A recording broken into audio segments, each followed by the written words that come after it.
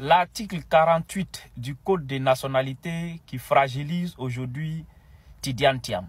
C'est une manœuvre du RHDP, oui ou non? Je dirais non.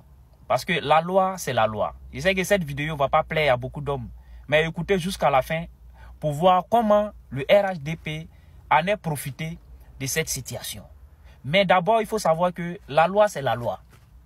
Et l'article 48 n'a pas été inventé par le RHDP. Mais le RHDP en est profité de cette situation.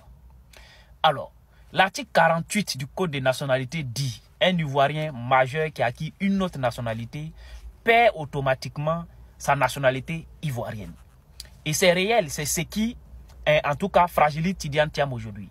Il faut rappeler que cette loi n'a pas été inventée par le RHDP. Même si aujourd'hui, tout bâton est bon à ramasser aujourd'hui pour taper le RHDP, à un moment donné, soyons honnêtes et allons droit au but.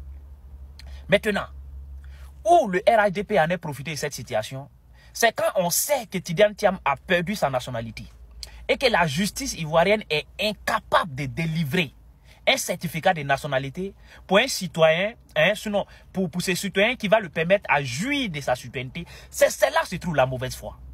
Sinon, la loi 48 n'est pas le problème. La loi 48 s'est appliquée à Tidiane Thiam et va s'appliquer à des personnes même après Tidiane Thiam ou bien même avant Tidiane Thiam. Donc, il faut respecter cette loi-là. Mais là où se trouve le problème, là où se trouve la main noire du RHDP, sinon la mauvaise foi de la justice, c'est quand la justice est incapable de délivrer un certificat de nationalité à un citoyen ivoirien qui vient de perdre sa nationalité. Sachant que ce citoyen a besoin d'être, en tout cas, dans sa citoyenneté, non mais pour aller en tout cas compétir, c'est là se trouve la mauvaise foi. C'est là se trouve la mauvaise foi.